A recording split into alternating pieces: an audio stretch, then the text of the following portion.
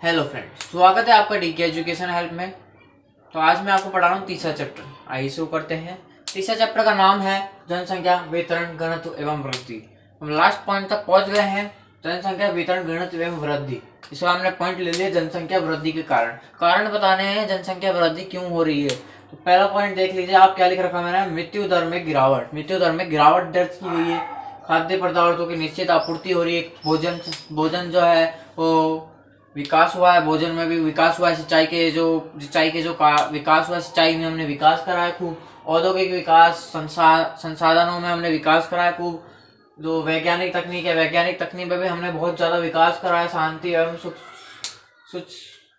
जो सुरक्षा वाले क्षेत्र होते हैं, जो शांति और सुरक्षा वाले क्षेत्र होते हैं, वो अभी विश्व में कई क्षेत्र ऐसे हैं जो शांति और सुरक्षा में आ चुके हैं तथा और भी हमें मतलब विकास कर रहे हैं। और भी क्षेत्रों में ऐसे क्षेत्र बन रहे हैं जहाँ पे शांति बनी जा रही है। कई लोग प्रवास कर रहे हैं, अपने क्षेत्र को दूर छोड़ के दूसरे क्षेत्र में जा रहे हैं। पहला, मृत्यु दर में गिरावट। पहला पॉइंट देख सकते हैं आप, मृत्यु दर में गिरावट क्यों आ रही है। मृत्यु दर में गिरावट, ठीक है, पहला पॉइंट देख सकते हैं आप, मृत्यु दर में गिरावट क्यों आ रही है। मृत्यु दर में गिरावट तो ये हमने दर्ज करी है। मृत्यु दर में गिरावट आ रही है, हमने दर्ज करी है। वर्तमान में जिस प्रकार औद्योगिक विकास में तथा जो चिकित्सा विकास होता है उसमें निरंतर जो हमने विकास करा है, उसके कारण भी मृत्यु दर में गिरावट आ चुकी है। आप इसमें इस पॉइंट को लिख सकते हैं।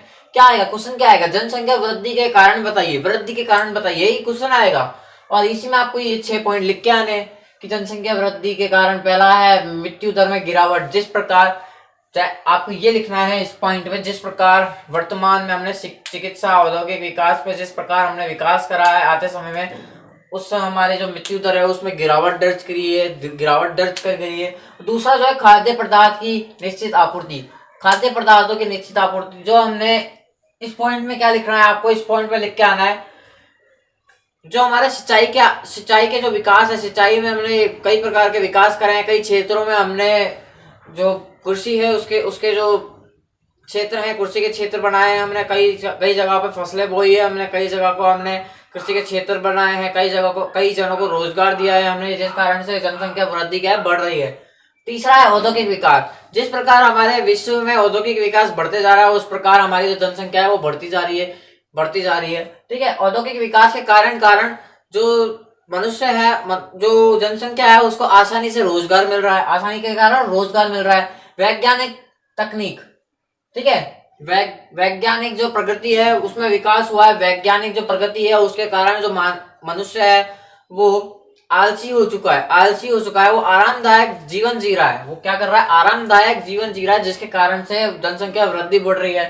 चौथा देख लीजिए आप, पांचवा देख लीजिए आप, शांति तथा सुरक्षा। शांति तथा सुरक्षा के जो क्षेत्र हैं उनमें ज्यादा लोग जो होते हैं, जो लोग कहाँ रहना पसंद करते हैं, शांति या सुरक्षा। जो जिस क्षेत्र में शांति होगी उसमें ज्यादा रहना पसंद करेंगे, और तथा जिसमें सुरक्षा ज्यादा होगी उस क्षेत्र में तो रहना पसंद करेंगे। दो क्षेत्र ऐसे होते हैं जहाँ पे लोग रहना ज्यादा पसंद करते हैं। जैसे शांति हो गया, सुरक्षा हो गया। जैसे धार्मिक स्थल हो गए, क्या हो गया, धार्मिक स्थल हो गए, धर्म हो गया, ठीक है। औद्योगिक जो स्थान होता है, जैसे रूस देख लीजिए, अमेरिका देख लीजिए, उस जगहों पे ज्यादा लोग पसंद करते हैं रहना। इस कारण से क्या कर रहे हैं, यहाँ पे क्या कर रही है, जनसंख्या वृद्धि बढ़ रही है। जैसे शांति सुरक्षा वाले क्षेत्र भी आते हैं। विश्व में कई जगह क्षेत्र ऐसे हैं जहाँ पे शांति आती है, शांति पाई जाती है, तथा सुरक्षा बहुत कड़ी होती है वहाँ पे।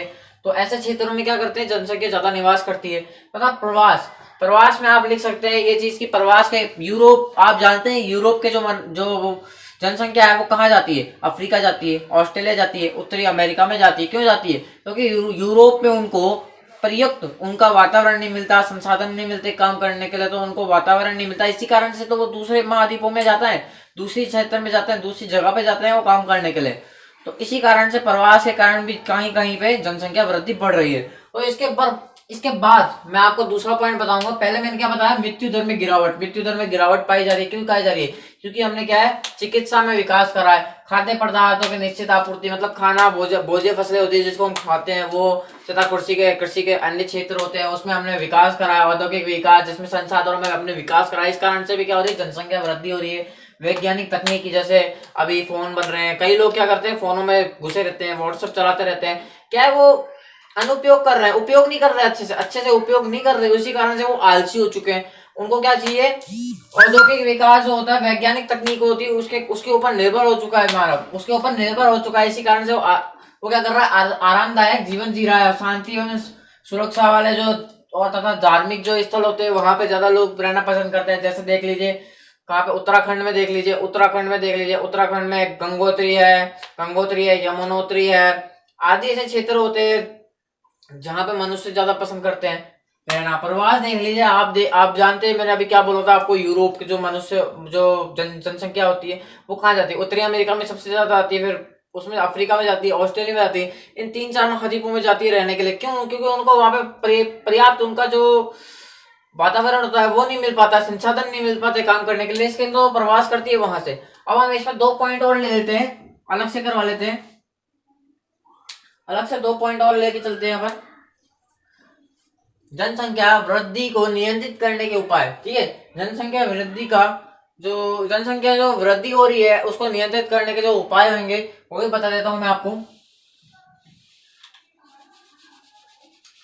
जैसे हम करेंगे शिक्षा का प्रचार,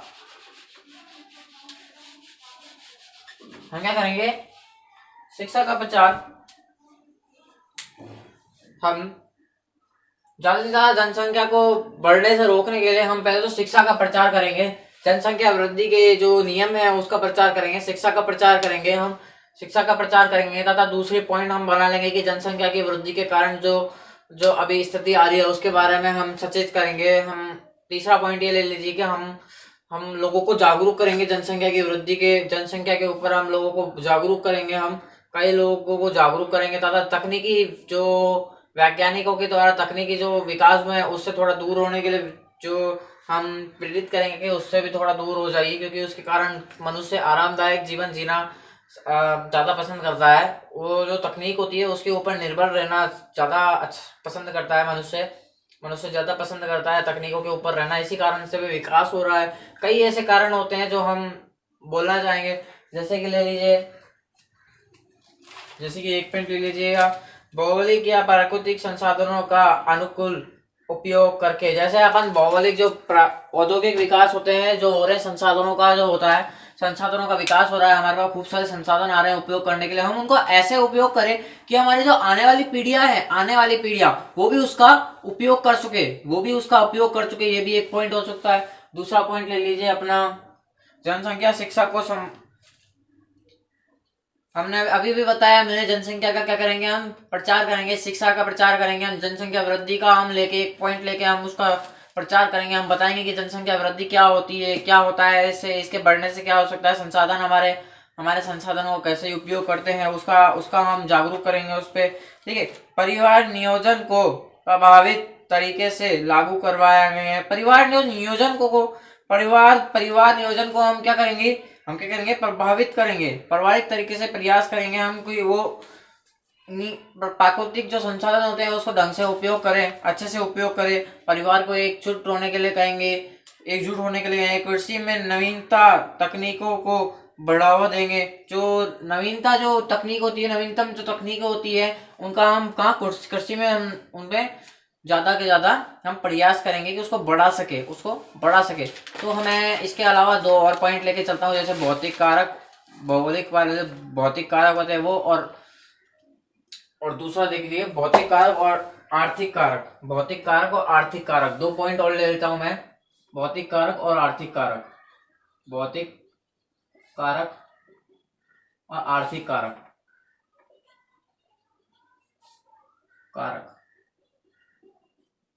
आर्थिक से तो आप समझ गए संसाधन, भौतिक से आप समझ गए स्थिति हो गई, जलवायु हो गया, ये सब हो गया, ठीक है। अब इसमें देखिए क्या क्या आता है, जलवायु, पहला तो होता है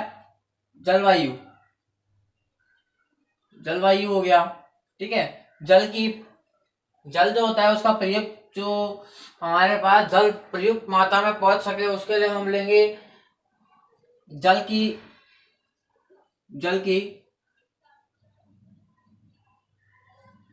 जल जो होता है हमारे पास प्रयुक्त मात्रा में पहुंच चुके हैं, इसलिए जलयुक्त की जो हम क्षेत्र लेंगे, जल वाले लेंगे, जैसे तटीय भाग हो गए, तटीय भाग हो गए, वहां पे ज्यादा निवास करती है जो जनसंख्या होती है, कहाँ पे निवास करती है, तटीय क्षेत्रों में ज्यादा निवास करती है।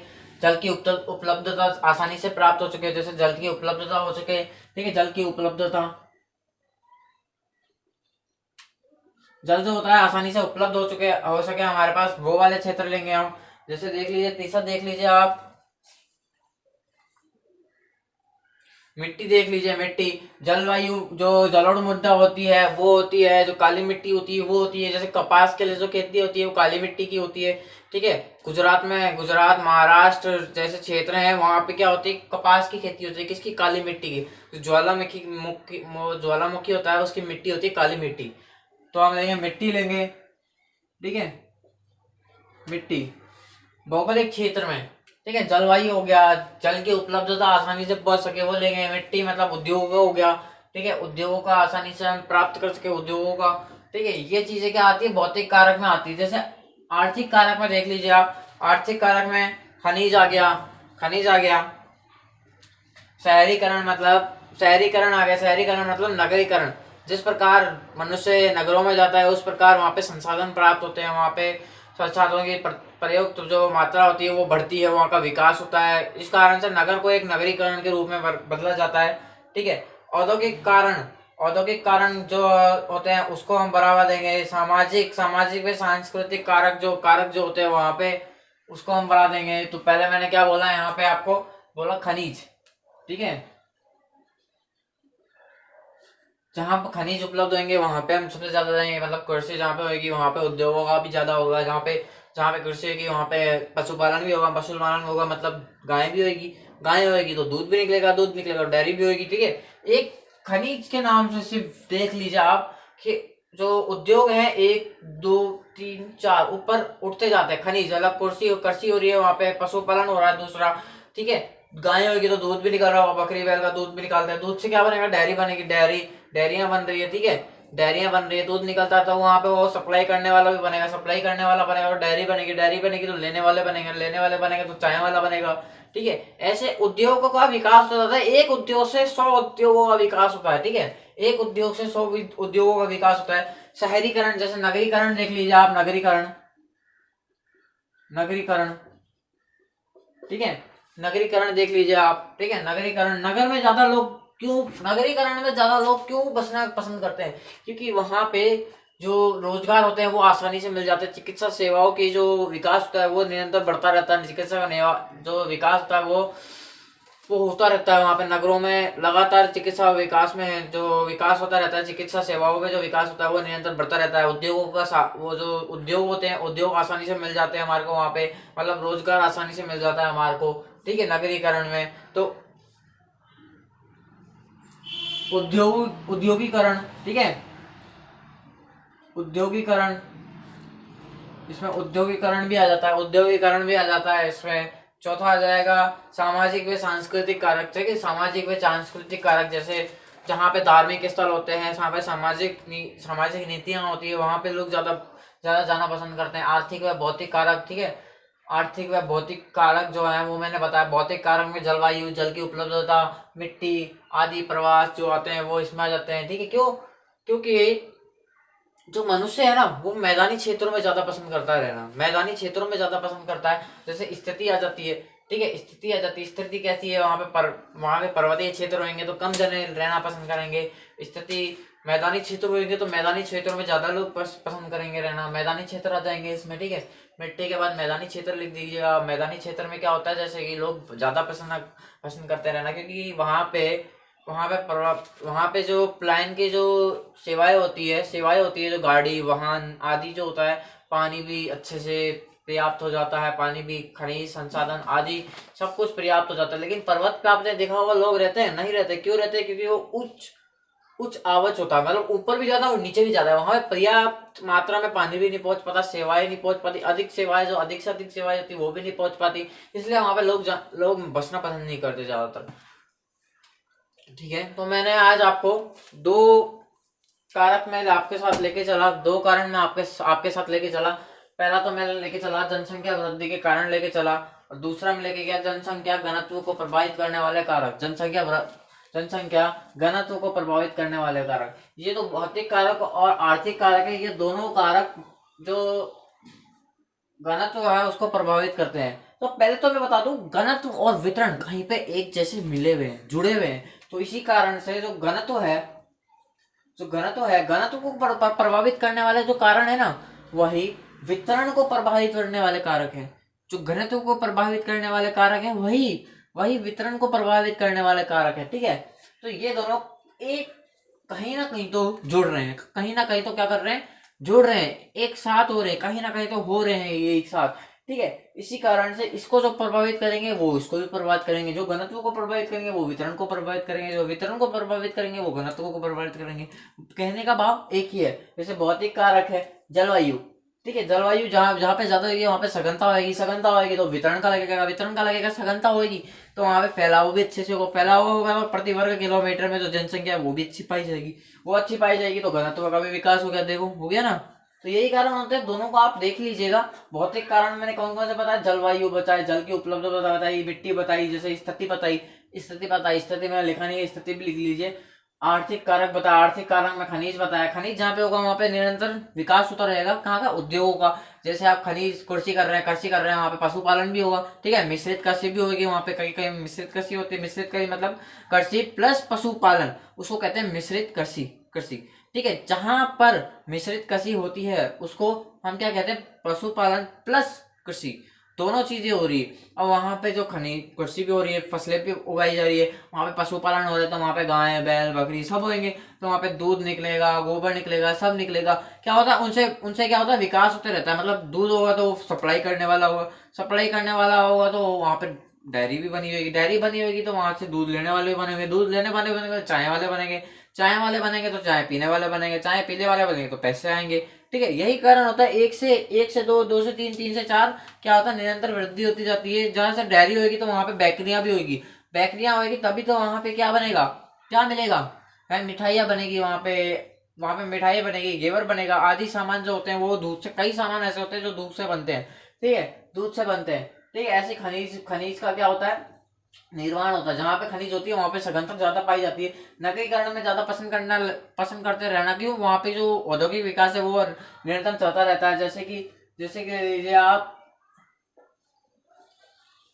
उद्योगीकरण ले लीजिए आप। ठीक है, संसाधन जहाँ पे उपलब्ध होंगे सबसे ज्यादा, वहां पे लोग क्या करेंगे, निरंतर वृद्धि होगी वहां पे, क्योंकि संसाधन मिल रहे हैं उनको, संसाधन मिलते हैं उनको, आय मिलेगी, संसाधन से उनको आय मिलेगी। ठीक है, रोजगार आसान नहीं मिलेंगे तो उनको आय अच्छी मिलेगी। ठीक है, आय अच्छी मिलेगी। भौतिक कारक देख लीजिए। भौतिक कारक मैंने जलवायु बताई, जहाँ पे जल की उपलब्धता बताई, मैंने बता चुका हूँ एक बार, तो आप लिख लीजिएगा। आज की क्लास यहाँ पे खत्म होती है, तो ये लास्ट पार्ट है। इसके बाद हमारा लास्ट टॉपिक है, वो मैं आपको करवाऊंगा बाद में। तो आज के लिए इतना ही।